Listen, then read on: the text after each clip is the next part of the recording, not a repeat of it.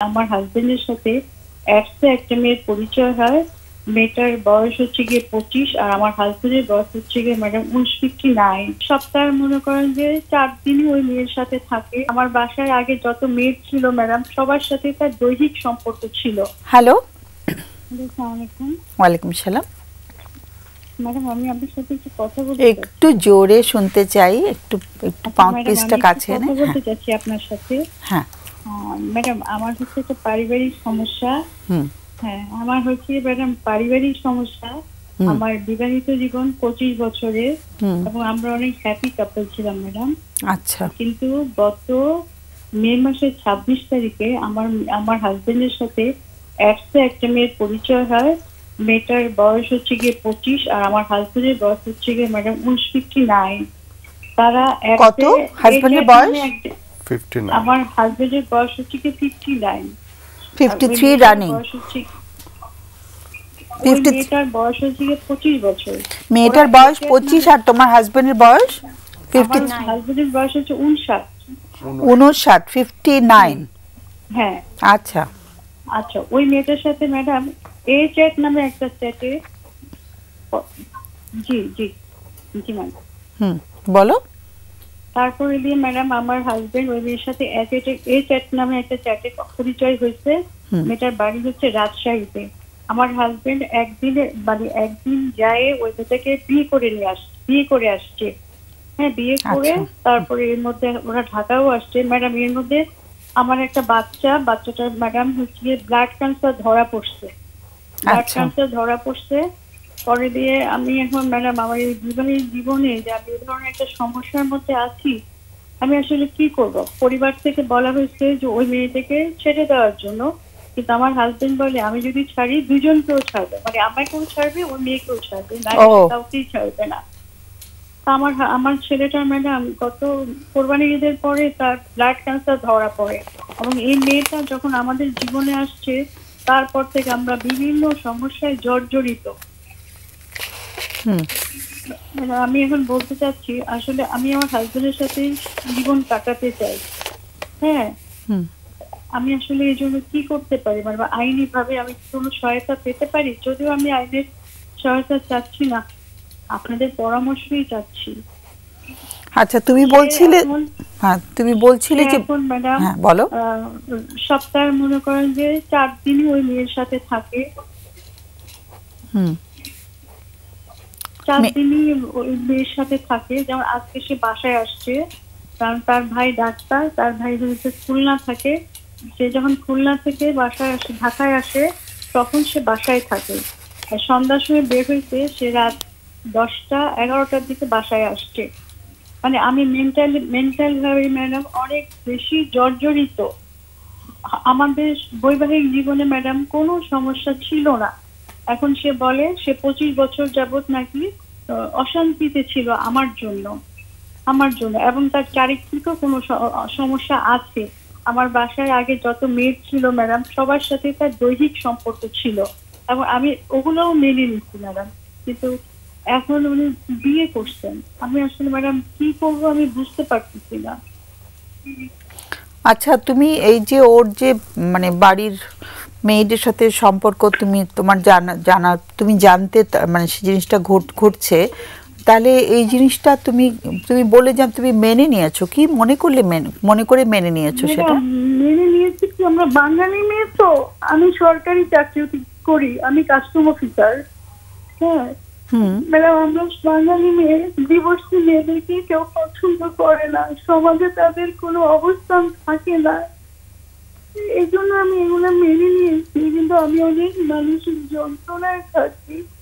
আচ্ছা ঠিক আছে, সেগুলোকে আমি ওভারকাম করেছি, কিন্তু আমার হাজবেন্ড এখন যে বিয়ে করছে যে মেয়েটাকে, ওই মেয়েটাকে আমার অনেক সমস্যার কথা বলছি। আমার হাজবেন্ড এরকম বলছে, আমি লাস্ট পর্যন্ত ভাবছিলাম যে তার পরিবার হয়তো আমার হাজবেন্ডের বয়স, আর মেয়েটার বয়স হচ্ছে 25 বছর, সে অনার্স ফাইনাল দিয়েছে। তার উদ্দেশ্য হচ্ছে সে ঢাকায় আসবে আমার হাজবেন্ডের হাত ধরে, সে পড়াশোনা করবে, সে চাকরি বাকরি করবে, মানে আমার হাজবেন্ডকে সে তার একটা সিঁড়ি হিসাবে সে ব্যবহার করতেছে। সেটা তো তুমি বুঝতেই পারছো, কিন্তু কতদিন ধরে সম্পর্ক করছিল? মানসিক যন্ত্রণায় ভুগতেছি। আর আমার ছেলেটা ম্যাডাম ক্যান্সার। সে যতবারই আমার ছেলেটাকে রেখে রাজশাহীতে চলে গেছে, ততবারই আমার ছেলে ম্যাডাম লাইফ সাপোর্টে চলে গেছে আমার ছেলে। হ্যাঁ, তার সাথে ম্যাডাম গত 4 মাস যাবত সে এই চ্যাট নামে একটা চ্যাটে কথা বলতো এবং দিন রাত কথা বলতো। এবং আমার হাজবেন্ডের হার্টের মধ্যে 5টা ব্লক। হ্যাঁ, আচ্ছা, তোমার দিন রাত কথা বলতো। আমরা যখন বলতাম, ও আমার মেয়েকে, আমার মেয়ের বয়স 20 বছর, আমার মেয়েকে বলতে তোমার বাবার উপর তোমরা বিশ্বাস রেখো, তোমার বাবা এমন কোনো কাজ করবে না। বড়জন মেয়ে আর ছোটজন ছেলে তোমার? জি, তোমার দুজন সন্তান? আমার একটা মেয়ে একটা ছেলে। আমার ছেলেটার বয়স হচ্ছে 14-15 বছর, মেয়েটা 20 বছর। ছেলের এই অসুস্থতা ধরা পড়েছে কতদিন আগে? জি ম্যাডাম, ছেলের এই অসুস্থতাটা কতদিন আগে ধরা পড়েছে? তার তোমার ছেলের যে ব্লাড ক্যান্সার বলছো? জি, আমার ছেলের ব্লাড ক্যান্সারটা ম্যাডাম কোরবানির ঈদের পরে ধরা পড়ছে। আচ্ছা, বেশি দিন হয়নি। আমার পার্সোনালি একটা গাড়ি আছে। ওই আমার শ্বশুর বাড়ি হচ্ছে দিনাজপুরে। আচ্ছা, এত কিছু জায়গার নাম বলো না। হ্যাঁ, ঠিক আছে, মিডিয়াতে কথা বলছো তো। হ্যাঁ, তো ওখান থেকে আসার সময় আমার হাজবেন্ড গাড়িটা এমন ভাবে অ্যাক্সিডেন্ট করে যে কোনো মানুষ আসলে বেঁচে থাকার কথা না, কিন্তু ও বেঁচে ছিল। আচ্ছা, ওকে। মানে হাজবেন্ড ওখানে একা একাই আসছিলেন, মানে অন্য যাত্রীদের সাথে আসছিলেন, নাকি গাড়িটা অ্যাক্সিডেন্ট করেছে? যে গাড়ি, তোমাদের গাড়িটার কথা বললে, গাড়িটা অ্যাক্সিডেন্ট করেছে? গাড়িটা এখন কোথায়? না, গাড়িটা অ্যাক্সিডেন্ট হয়েছে, ওই গাড়িটি অ্যাক্সিডেন্ট হয়েছে। হ্যাঁ, গাইবান্ধাতে। মানে সে আমার ছেলের ক্যান্সারের কথা শুনে সে আসতেছিল। আচ্ছা, আসার সময় সে ওই মেয়ের সাথে দেখা করার জন্য রাজশাহীতে গেছে। যাওয়ার পরে দেখা করে ফেরার সময় সে ট্রাকের উপরে গাড়ি উঠায় দিয়েছে। সারা রাত ঘুমাই নাই। ও, তোমার হাজবেন্ডই ড্রাইভ করছিলেন? জি, ও ড্রাইভ করে। আচ্ছা, ওকে। মানে খুব বাজে ভাবে একটা অ্যাক্সিডেন্ট হয়েছে, কিন্তু হাজবেন্ড বেঁচে গেছেন, তাই তো? গাড়িটা ম্যাডাম আমার ঠিক করতে 4 লাখ টাকা লাগতেছে। এবং সে এই সংসারে কোনো টাকাই দিচ্ছে না, যে আমি যে সংসার চালাবো এই 2 মাস যাবত কোনো টাকা দিচ্ছে না। বলে আমি আমার ছেলের চিকিৎসার জন্য টাকা দিব এখানে। কিন্তু ওই মেয়েকে এনে ম্যাডাম সব ফার্নিচার কিনছে, বাসা একটা ভাড়া করে দিচ্ছে। সে ওখানে আসা যাওয়া করতেছে, হয় দিনে নয় রাতে, হয় দিনে নালে রাতে। ও, মেয়েটিকে নিয়ে আসছে এখন? জীবনে কোনোদিন হ্যাপি ছিলাম না, তোমার সাথে আমি কখনো হ্যাপি ছিলাম না, কিন্তু ম্যাডাম প্রবলেম তো দুজনের হবে। জি জি জি জি। মেয়েটি এখন ঢাকায় বাস করে? জি, ঢাকায় আসছে সে। আমার হাজবেন্ডের সাথেই থাকে। আমার হাজবেন্ড একটা বাসা ভাড়া করে দিচ্ছে। এবং তোমার হাজবেন্ড, মানে তুমি এটা জানতে পারলে প্রথম কখন? আমার ম্যাডাম আমরা জানতে পারছি যখন গাড়িটা অ্যাক্সিডেন্ট করে। আমি তো যে আপনার লোকেশন দেখি যে গাড়িটা কোথায় যাচ্ছে। হ্যাঁ, তখন আমি লোকেশনে দেখি সে রাজশাহীতে ঢুকতেছে এবং মেয়েটা তার ছবিটা ফেসবুকের মধ্যে পোস্ট করতে পারে। তখন আমরা বুঝছি যে ওই মেয়েটার সাথে তার রিলেশন, এবং অনেক মেয়ের সাথে তার রিলেশন। সবাইকে সে প্রস্তাব করছে, কিন্তু কেউ রাজি হয় নাই। এই মেয়েটা একদিন রাতে বলে, হয়তোবা বলছে যে আমার সাথে সবাই গল্পই করে, কিন্তু আমাকে কেউ বিয়ে করে না। তখন আমার হাজবেন্ড বলছে, ম্যাডাম আপু আমি কালকেই আসতেছি রাজশাহীতে।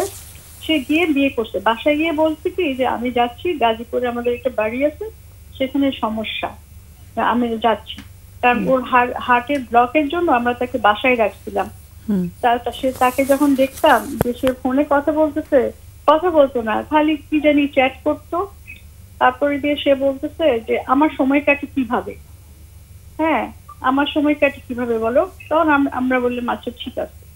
কিন্তু সে ভোর 5টার দিকে ঘুমাইতো, আর সারা দিন সারা রাত ওই চ্যাটে ওই মেয়েটার সাথে সে কথা বলতো। সম্পর্কটা বেশি দিনের না বলছো না? জি ম্যাডাম, সম্পর্কটা বেশি দিনের না?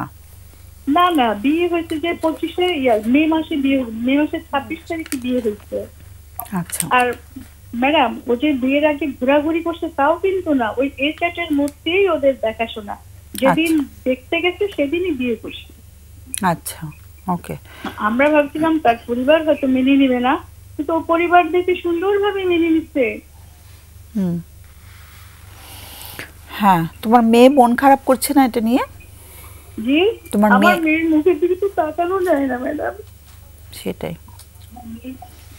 কিন্তু বাবা এটা নিয়ে কোনো ইয়ে করছেন না, তাই তো? না না, ওর কোনো রিয়াক্ট নাই ম্যাডাম। আমার বাচ্চাটাকে হসপিটালে রেখে আমরা হসপিটালে সে হোটেল ভাড়া করে ওই মেয়েকে নিয়ে থাকতো। আমি যখন বলতাম তুমি কোথায় যাচ্ছ এই রাত্রিবেলা, আমার ছেলেকে কেমো দেওয়া হচ্ছে, সে বলতো কি আমি তো মসজিদে যাচ্ছি থাকার জন্য, কিন্তু আমি তো দেখতাম সে একটা।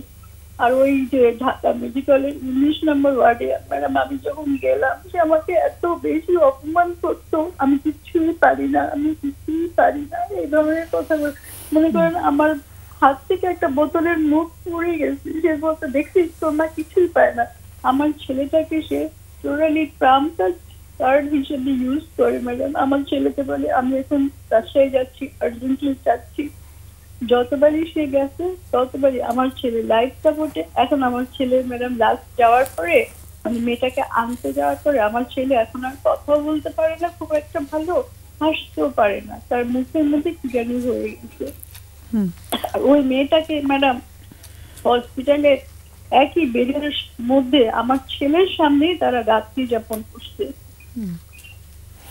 সেই আচ্ছা, তুমি তাহলে এই তুমি তো কষ্ট করে ফোন করেছো, তুমি কি জানতে চাইছো বলো তো? মানে এই ফোরাম থেকে তুমি কি, তোমার একটা প্রশ্ন নিশ্চয়ই আছে আমাদের এখান থেকে আমাদেরকে করার জন্য, সেই প্রশ্নটা একটু করে ফেলো, তারপর আমরা অতিথিদের কাছে যাব। আমি ওর সাথে সংসারটা করতে চাই, কারণ আমি আমার বাচ্চাগুলোকে ব্রোকেন ফ্যামিলির বাচ্চা বানাতে চাই না। সেটা তো বোঝাই যাচ্ছে। তুমি আমাদেরকে কোনো প্রশ্ন করতে চাইছো আজকে যে ফোনটা করলে কষ্ট করে? আচ্ছা, তোমার প্রশ্নটা হচ্ছে আইনি ব্যবস্থায় যাবে কিনা। ওই মেয়েটা আমার ছেলেটাকে বলছে তোমার আব্বু তোমার আম্মু তোমার আব্বুকে বেশি প্যারা দিলে আমি কিন্তু ডিভোর্স করাই দিব। আমার ছেলে বলে ব্ল্যাকমেইল করবো আমাকে। ও যদি কোনো এই ধরনের কোনো অ্যাকশন নেয় তখন আমি কি করবো ম্যাডাম? তোমার প্রশ্ন হচ্ছে যে আইনি ব্যবস্থায় যাবে কিনা, তাই তো? জি, কোনো আইনি ব্যবস্থা তুমি নেবে কিনা, এটাই তোমার প্রশ্ন? না, আমি যদি নেই আমি কি ধরনের সুবিধাগুলো পেতে পারি তা প্রথমত আমি নিতে চাই না। আচ্ছা, যদি আইনি ব্যবস্থায় তুমি যাও তুমি কি সুবিধা পেতে পারো সেটা তোমার প্রশ্ন। সেই প্রশ্নের উত্তর জানি না আমাদের অতিথিরা কতটুকু দিতে পারবে, কারণ আইন তো আইনের মতো চলবে। আচ্ছা, তুমি একটু লাইনে থাকো, আমাদের অতিথিদের প্রশ্ন আছে নিশ্চয়ই, প্রশ্ন করবে সামিনা। আচ্ছা, আপনি বলছিলেন যে আপনি মানে মেয়েদের সাথে সম্পর্কগুলোকে ওভারকাম করে এসেছিলেন, একটু কি বলবেন কিভাবে ওভারকাম করেছেন এই সমস্যাগুলোকে? হ্যাঁ, মানে আগের সমস্যাগুলোকে কিভাবে ওভারকাম বা ওভারলুক করে আপনি এত দূর এসেছেন। মানে মেয়েদের সাথে সম্পর্কের কথা বলছো? হ্যাঁ, ওকে, টেক ইউর টাইম। ম্যাডাম ও আমার পায়ে ধরেছে, ও কোরআন শরীফ ধরছে, ও আমার পায়ে ধরে ক্ষমা চাইছে। প্রতিবারই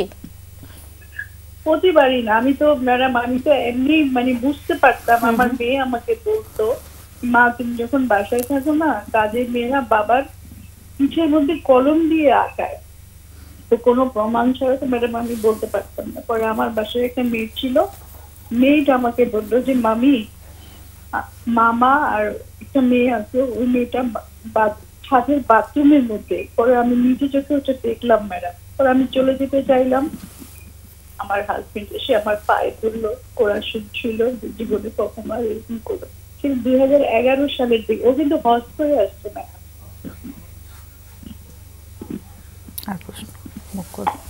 হ্যাঁ, আচ্ছা, উনি অনেকবার আপনার হাজবেন্ড অনেকবার বলেছে যে উনি অশান্তিতে আছে। হ্যাঁ, তো এই অশান্তিতে আছে বা উনি আবার বিয়ে করবে এগুলা কি বলেছে অশান্তিতে থাকার? না না, আমাদের মধ্যে কোনো অশান্তি নাই ম্যাডাম। ও সবাইকে বলে বেড়াতো আমি অনেক হ্যাপি আছি, আমি অনেক হ্যাপি আছি। কারণ ওকে আমার জন্য কিছুই করতে হতো না ম্যাডাম। আমি আমার নিজের টাকা দিয়ে সংসারে সব ফার্নিচার কেনা সবকিছু করতাম। তারপর আমার শাশুড়ি আছে ম্যাডাম, আমার শাশুড়ি অনেক যন্ত্রণা দেয়, কিন্তু আমার হাজবেন্ড আমাকে অনেক সহযোগিতা করছে। ওই কৃতজ্ঞতা বোধ থেকে আমি এগুলাকে মেনে নিয়েছি। আচ্ছা, আমি একটা প্রশ্ন করব। আমি বুঝতে পারছি আপনি মানসিকভাবে অনেক বিপর্যস্ত। মাঝে মাঝে মনে হয় আমি কি পাগলই হয়ে যাবো নাকি হার্ট অ্যাটাক। আমার হলো কিডনি প্রবলেম আছে, স্ট্রোকও করছি আমি চিটাগাংয়ে ছিলাম 5.5 বছর। কখনো আমাদের সম্পর্ক কখনোই খারাপ ছিল না, কোনো দিনও খারাপ ছিল না। তার ও কখনো ঝগড়াঝাটি করে না, মারামারি করে না, বাজে কথা বলে না। আপা, আপনি কি কখনো কোনো এই বিষয়ে অন্য কারোর সাথে আলাপ করেছেন? ও যেমন এখন যদি কোনো বাইরে ডাক্তার বা সাইকোলজিস্টের সাথে কথা বলেছেন?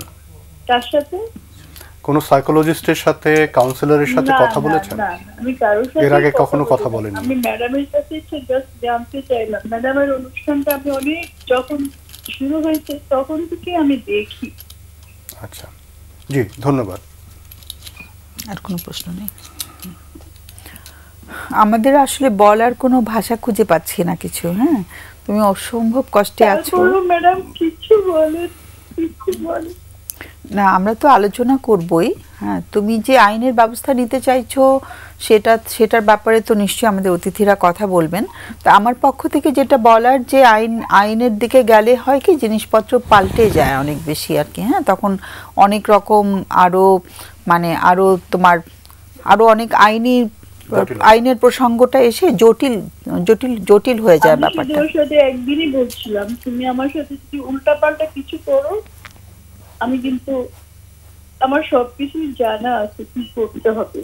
হ্যাঁ, এখন তোমার তো তুমি এখন পরিষ্কার যে সে বিয়ে করেছে, তাই তো? মেয়েটিকে বিয়ে করেছে। হ্যাঁ, কিন্তু তোমার মতামত, তোমার কি অনুমতি নিয়ে বিয়ে করেছে? তোমার অনুমতি তো নেয়নি। না, আমার অনুমতি নাকি লাগে না। সেটা তুমি কোনো আইনজ্ঞের সাথে কথা বলতে পারো। সে তো উনি তো ওনার মতো করেই বলছেন তোমাকে, কিন্তু তুমি আমার অনুমতি লাগে না, আমার অনুমতি নাকি লাগবে। সেটা তো তার কথা, কিন্তু তুমি আইনজ্ঞের সাথে যদি কথা বলো তাহলে এই প্রসঙ্গটা তুমি জেনে নেবে ভালো করে, কেমন? যে প্রথম স্ত্রীর অনুমতি ছাড়া দ্বিতীয় স্ত্রী গ্রহণ করতে পারে কিনা, কেমন? সেখানে আবার অনেক রকম ক্লজ আছে কিনা, আমরা তো কেউ আইনজ্ঞ না, তুমি সেগুলো জেনে নিও ভালো করে। আর আমার যেটা মনে হচ্ছে যে আমরা আলোচনা তো অবশ্যই করব, তুমি আসলে ভীষণ কষ্টে রয়েছো। আমার দিক থেকে শুধু এইটুকুই বলার, ওরা তো বলবে আরো, যে যেটা ডক্টর কামাল, প্রফেসর কামাল বলল, যে কারোর সাথে বসেছো কিনা সে ব্যাপারে আমার মনে হয় ওরা আরো বিস্তারিত বলবে। তুমি আমাদের আলোচনাগুলো শোনো। হ্যাঁ, আলোচনাগুলো শোনো, ফোনটা রেখে। আমাদের সবার অনেক সহমর্মিতা থাকলো তোমার জন্য, আর আমরা আশাবাদী যে তুমি কাটিয়ে উঠতে পারবে এখান থেকে। ওকে, অনেক ধন্যবাদ। হ্যাঁ, কামাল। একটা বিষয় তো স্পষ্ট, উনি মানসিকভাবে একদমই ভঙ্গুর একটা অবস্থায় আছেন। একটার পর একটা ট্রমাটিক ইভেন্ট। প্রথমত ওনার ছেলেকে নিয়ে ব্লাড ক্যান্সার, এর পরবর্তীতে এর আগেও অনেক ঘটনা ঘটেছে। ওনার হাজবেন্ড ব্লাড ক্যান্সারের ঘটনা তো পরে, তার আগেও অনেক ট্রমা হয়েছে। আর ট্রমার ঘটনাগুলো আরো আগেও ঘটেছে। উনি কোনো মতে অ্যাকসেপ্ট করে নিয়েছেন সমাজে কি বলবে, বা একা নারীর পক্ষে অনেক কিছু চিন্তা করে ওনাকে মেনে নিতে হয়েছে। যদিও আমি মনে করি না যে উনি আসলে ভেতরে কখন মেনে নিতে পেরেছেন। আর এর পরে যে ঘটনাটা, সেটাও আমি যেটা দেখতে পাচ্ছি, ওনাকে যদি মানসিকভাবে একটু দৃঢ়তা ফিরে পেতে হয়, তাহলে অবশ্যই ওনাকে এই যে অবস্থার মধ্যে দিয়ে আছেন সেখান থেকে একটা সলিউশন আসবে।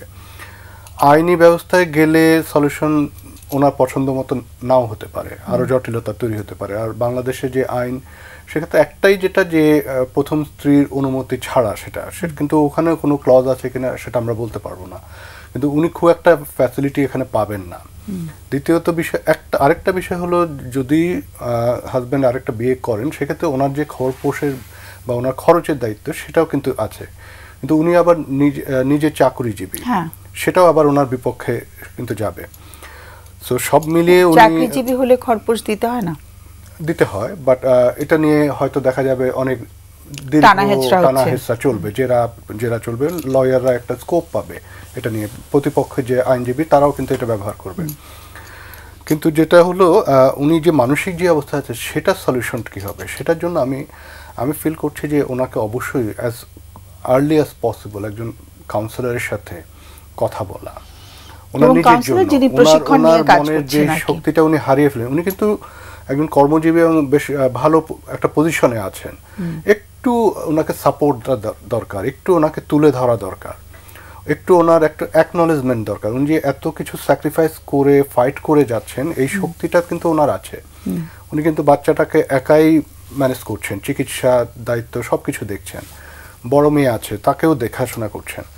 উনি একেবারে দুর্বল নন, যথেষ্ট শক্তি আছে, কিন্তু এই মুহূর্তে সব কিছু ওনার বিপক্ষে। তো ওনাকে আস্তে আস্তে এই শক্তিটা দেওয়ার চেষ্টা করতে পারে একজন ভালো একজন সাইকোলজিস্ট যদি কথা বলে। হ্যাঁ, একটা কামাল, আমার একটা জিনিস একটু আটকে গেল ভিতরে, সেটা হচ্ছে যে আমাদের দেশে মেয়েরা মানে ডিভোর্সি মেয়েরা মানে শ্রদ্ধা পায় না, সম্মান পায় না। হ্যাঁ, এটা খুব আমার কারণে লেগেছে। এই বিশ্বাসটা কি আসলে আমরা যদি, আর যেহেতু আমরা মিডিয়াতে কথা বলছি, মানে সেখানে তুমি একজন পুরুষের প্রতিনিধি হয়ে কিছু বলবে? আমি যখন উনি বললেন যে উনি এই কারণে, মানে যখন আমি শুনলাম আমরা যে হাজবেন্ডের এর আগেও এরকম সম্পর্ক ছিল, হাজবেন্ড পায়ে হাতে ধরে মাপ চেয়েছে, কিন্তু উনি ভিতরে মেনে নিতে পারেনি। তো এটা আমার প্রশ্ন যে উনি কেন মেনে নিয়েছেন? হ্যাঁ, মানে ওনার অধিকার ছিল এটা মেনে না নেওয়ার, কিন্তু উনি মেনে নিয়েছেন। একটাই যেটা উনির কাছে যে সমাজে উনি যদি আলাদা হয়ে যেতেন, ওনার প্রতি দোষটা দেয়া হতো, এবং ওখানে উনি ভুল কিছু বলেন নাই। আমাদের পিতৃতান্ত্রিক সমাজ ব্যবস্থা কিন্তু এরকমই করা আছে যে যখনই কোনো ডিভোর্সের বিষয়টা আসছে, কেন না জানি মেয়েদের দিকেই দোষের বিষয়টা এসেছে। আমার কাছে কিন্তু অনেক সময় প্রশ্ন এসেছে, সাংবাদিকরা প্রশ্ন করেছে, আচ্ছা ইদানিং মেয়েরা অনেক ডিভোর্স দিচ্ছে, এ বিষয়ে আপনারা কি বলেন? আমি বললাম যে মেয়েরা ইদানিং স্বাবলম্বী হচ্ছে, এবং স্বাবলম্বী একজন নারীর সাথে একজন পুরুষ কিভাবে চলবে সেটা হয়তো অ্যাডজাস্টমেন্ট হচ্ছে না, সে কারণে হয়তো। এবং আরেকটা যেটা হলো, এখন কিন্তু মেয়েদের উপর অত্যাচার করে মানে পার পেয়ে যাবে বা কোনো ব্যবস্থা নেয়, সে অবস্থাও এখন নাই। সো তাই মেয়েরা প্রতিবাদ করছে, এবং তখন তারা মনে করছে তারা আলাদা হয়ে যাচ্ছে। কিন্তু সমাজের একটা প্রবণতা হচ্ছে যে মেয়েদের দিকেই দোষটা নিয়ে আসা। ইভেন সাংবাদিকরাও আমাকে বলছেন, না মেয়েরা কেন বেশি করছে, মেয়েরা কেন বেশি দিচ্ছে, মানে ওনারা আমার কাছ থেকে শুনতে চাচ্ছিলেন যে মেয়েরা, মানে কথাটা তোর মুখে দিয়ে দিচ্ছে আর কি। হ্যাঁ, যে আমার কাছ থেকে শোনা যে মেয়েরা ভুল করছে বা মেয়েদের এটা ভুল, মেয়েদের মেনে নেওয়া উচিত। মেয়েদের, আমার কথা হলো অন্যায় নারী এবং পুরুষ দুটো ভাগা বিষয় না, কারোই অন্যায় মেনে নেওয়াটা ঠিক না। এক্ষেত্রে উনি যেটা করেছেন, অন্যায়টা মেনে নিতে হচ্ছে সমাজের চাপে পড়ে, ওনার অসহায়ত্বটাই আমি দেখতে পাচ্ছি। তো এই অসহায়ত্বটা কিছুটা তো সমাজের আরোপ করে দেওয়া আছে। তো চাইলে উনি বের হয়ে আসতে পারেন, সেই কিন্তু মেন্টাল স্ট্রেংথটা লাগবে, সেই ফাইটটা লাগবে। হ্যাঁ, তো সেটাই আমি মনে করি একজন ওনাকে একজন একজন মানে যারা প্রশিক্ষণ প্রাপ্ত সাইকোথেরাপিস্ট তাদের কাছে যাওয়া, একটু খুঁজে তাদের, এবং অবশ্যই নন জাজমেন্টাল। কারণ আমাদের দেশে কিন্তু অনেক সময় থেরাপিস্টরাও দেখা যাচ্ছে যে পুরুষদের পক্ষ হয়ে কথা বলছে, আপনি একটু মেনে নিতেন, আপনি একটু না, ভালোভাবে প্রশিক্ষণ প্রাপ্ত থেরাপিস্ট এটা বলে না কখনো। এটা অন্য আরেকটা বিষয় চলে যাচ্ছে। প্রশিক্ষণ প্রাপ্ত দেখা যাচ্ছে যে অনেকেই বলছে প্রশিক্ষণ প্রাপ্ত, কিন্তু বাস্তবে সেটা না, আপনিও জানেন, সেটা জেনে নিতে হবে আর কি। তো ওনাকে এটা জেনে নিতে হবে যে প্রশিক্ষণ প্রাপ্ত এবং ভালো সুনাম আছে এরকম কোনো একজন সাইকোলজিস্টের কাছে যেতে, যিনি ওনার কথাগুলো সময় দিয়ে মনোযোগ দিয়ে শুনবেন এবং শুনে সেই অনুযায়ী ওনাকে সাপোর্ট দেবেন। সেটাই। সামিনা, আসলে ওনার ব্যাপারে তেমন কিছু বলার নাই, কিন্তু উনি অনেক দিন থেকে এগুলোকে মেনে নিয়ে আসছে। এখন ওনার একটু চিন্তা করতে হবে আসলে সম্পর্ক থেকে উনি এখন কি চাচ্ছে আসলে, এবং আগে কি পেয়ে এসেছে, সেটা যদি উনি একটু নিজে একটু চিন্তা করে। আর অবশ্যই সাইকোলজিস্টের হেল্প তো লাগবেই। আর উনি বলছিলেন মেয়েটাও মুখের দিকে তাকানো যায় না, আমার মনে হয় মেয়েটারও সাইকোলজিস্টের হেল্প দরকার আছে। আর সবচেয়ে বড় কথা, গুড পয়েন্ট, যে তার সাফার করছে ভীষণভাবে, মানে সন্তানরা বেশ বড়, একজন 15, একজন 20 বছর, মানে ওরা কি বলছে আমার মনে হয় ওদের মতামতটাও নেওয়া উচিত। অনেক সময় কেসগুলোতে দেখি যে এতদিন মা সার্ভাইভ করে এসেছে, বাচ্চারা এখন বলছে মা এটা নিয়ে এখন আর করো না, আমরা আমাদের মতো থাকি, মানে অনেক জায়গায় এরকম বলে কেসে, বাচ্চারাই বুঝাচ্ছে। যে কারণ সেম ভাবে ওরা ছোটবেলা থেকে আসলে কি পেয়েছে সম্পর্ক, বা ওদের অলরেডি ডেভেলপ হয়ে গেছে, ওরা নিজেরাও অনেক ট্রমা দেখে এসেছে। এই জায়গা থেকে আমার মনে হয় মা যদি ছেলে মেয়েকে নিয়েও একটু আলোচনাটা করে, সেটাও একটু দরকার আছে। আরেকটা বিষয় কি আলোচনা করবে? মানে ওই যে কি করা যেতে পারে আমরা তো বলে দিতে পারি না, এটা ওরা যদি মিলে ডিসিশনটা নেয় যে কি করা যেতে পারে। একটু মানে ওরা তো আসলে মানে বাবার ব্যাপারে কিছু বলা একটু কঠিন বাচ্চাদের জন্য। হ্যাঁ, কিছু বলছিলেন। না, এটা আমার যেটা মনে হচ্ছে যে 20 বছরের যে মেয়ে, উনি তো ইউনিভার্সিটি গোয়িং, সে ইউনিভার্সিটি যাচ্ছে, সে যথেষ্ট এখন ম্যাচিওর, বোঝে অনেক কিছুই। ওদের মধ্যে কিন্তু একটা গিল্ট কাজ করতে পারে, অপরাধবোধ, যে আমরা বোধহয় পারিনি বা আমাদের কারণে বাবা এরকম হয়ে গেল, এটা একটা হতে পারে। অথবা অ্যাঙ্গার থাকতে পারে, সিরিয়াস অ্যাঙ্গার। এবং ছেলে বলছিল যে ছেলে অনেক কথা বলছে না, ছেলে কথা কমিয়ে দিচ্ছে। এটা হয়তো গিল্ট থেকেও হতে পারে, অ্যাঙ্গার থেকে হতে পারে। আবার ছেলেকে পাশে বেডে রেখে বাবা মেয়েটির সাথে সম্পর্ক করেছে, যেটা ছেলেও দেখেছে, হতে পারে। এটা মানে যেহেতু উনি বলেছেন আমাদের এটা ধরে নিতে হবে হয়েছে, তো এটা তো ভয়াবহ ব্যাপার। এবং ছেলেটাও নিশ্চয়ই ট্রমাটাইজ হয়ে যায় একদম। এবং ছেলেটা নিজে ফিজিক্যালি এখন কিন্তু খুবই ভালনারেবল অবস্থা, ট্রিটমেন্টটা খুবই পেইনফুল। তো সব মিলিয়ে ওনারা আসলে বলা যায় যে অত্যন্ত একটা খুব দুর্বিষহ জীবন সময়ের মধ্যে দিয়ে যাচ্ছেন। এই সময় আসলেই দরকার, পরিবারের সাপোর্টও সেরকম পাচ্ছেন না। বললেন যে শাশুড়ির সাথে ভালো ব্যবহার পায় না, আবার ওনার হাজব্যান্ডের পরিবার আবার মেনে নিয়েছে এই দ্বিতীয় বিবাহ। তো এই কারণে আমার মনে হচ্ছে উনি সব দিক থেকেই প্রেশারে আছেন। তো ওনার সাপোর্ট নেটওয়ার্কে কারা আছে, একটু তাদের সাথে একটু দরকার হলে কথা বলা, একটু সময় দেওয়া।